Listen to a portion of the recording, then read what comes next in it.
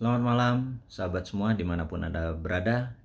Saat ini rencananya kita akan mengadakan live IG, tetapi ternyata kita mendapatkan pelarangan atau pembatasan.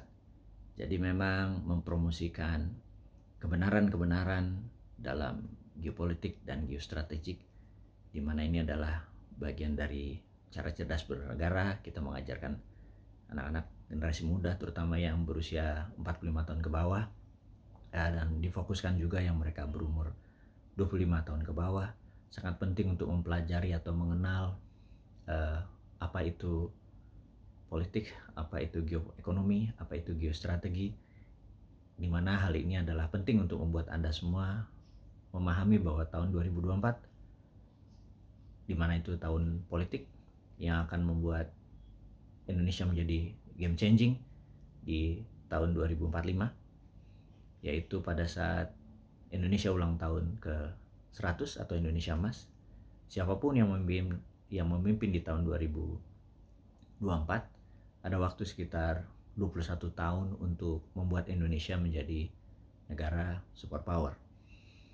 Kalau dalam 20 tahun terakhir, di mana kita ucapkan terima kasih kepada Ibu Mega 3 tahun, Pak SBY 10 tahun, dan saat ini Pak Jokowi 7 tahun, belum bisa membuat Indonesia menjadi negara superpower karena Bu Mega mungkin cukup menaikkan GDP per kapita atau pendapatan per kapita warga Indonesia dalam setahun yang biasanya sekitar 1.300 naik menjadi 1.700.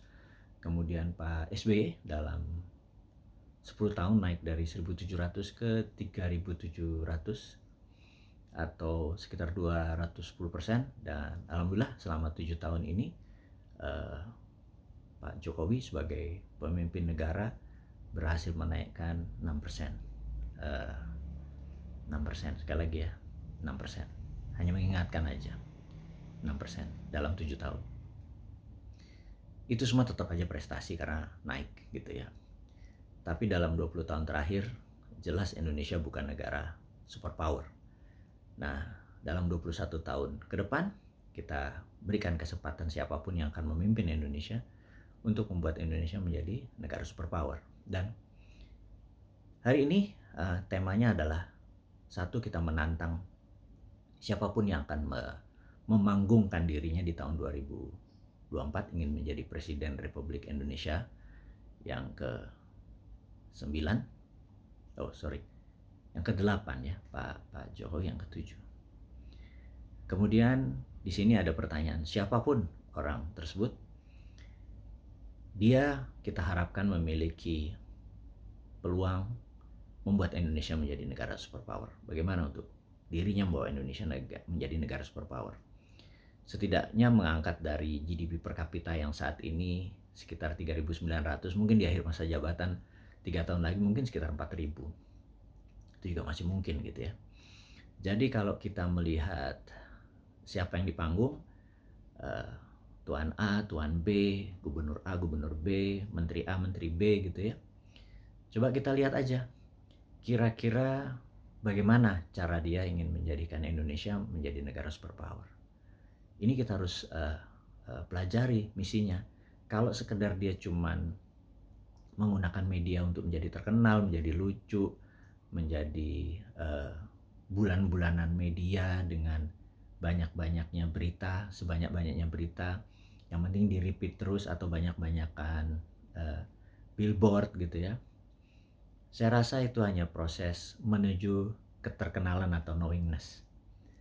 Namun setelah dia terkenal atau masyarakat tahu, masyarakat sesungguhnya menunggu, apakah setelah Anda saya kenal, punya nggak konsep atau program yang membuat Indonesia menjadi negara superpower seperti harapan 270 juta bangsa warga negara Indonesia. Apa rencananya gitu ya, itu yang kita mau nantang. Dan kita tahu ada dalam berita terakhir misalnya tentang BUMN. Tahun lalu Pak Jokowi, Pak Presiden, akan membantu lebih dari 25 triliun rupiah dengan PMN kepada BUMN dan ternyata hari ini dana itu dibantu dan saya heran kok masih dibantu perusahaan rugi gitu ya. Rugi itu kan karena bodoh sebenarnya. Bodoh kok dibantu gitu ya, dan menggunakan APBN, menggunakan uang negara. Uang negara untuk dikasihkan hal nggak produktif itu adalah kebodohan hakiki. Bukan Pak Presiden yang bodoh, tapi jangan-jangan negara ini ada yang harus dirubah. Jadi saya usulkan kepada sahabat semua, yuk kita melihat ke depan, bagaimana kalau BUMN ini kita bubarin aja kementeriannya. Begitu Pak Presiden. Supaya Bapak jangan terbebani APBN tersebut karena kebodohan manajemen BUMN.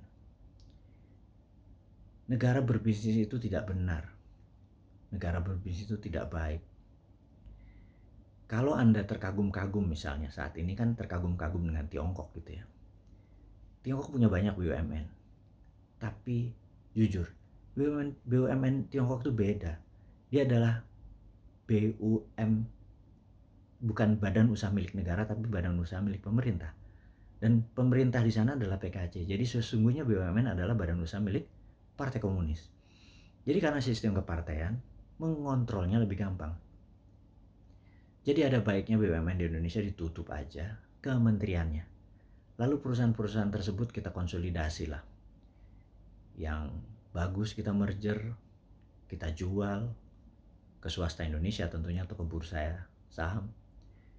Yang jelek ya udah ditutup aja dan tanggung semua kerugian tersebut. Mereka ini akan menjadi lebih lincah lagi direksi-direksi BUMN ini.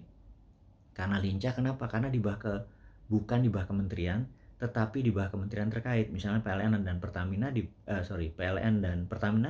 di bawah SDM misalnya kayak gitu. Nah, dengan demikian kalau kementerian ditutup, itu banyak hal yang menjadi efisien. Nggak ada lagi buka pintu untuk Pak Menteri, selamat malam, selamat pagi. Strukturnya itu banyak orang-orang departemen, namanya juga departemen kantor, yang menurut kami adalah tidak terlalu efektif. Jadi lebih baik langsung ke menteri terkait aja BUMN tersebut. Jadi misalnya kalau Batan atau Pindad ya di bawah Kementerian Pertahanan gitu ya. Nah, sehingga organisasi BUMN yang ada 800 anak usaha ini paling sisakan 50.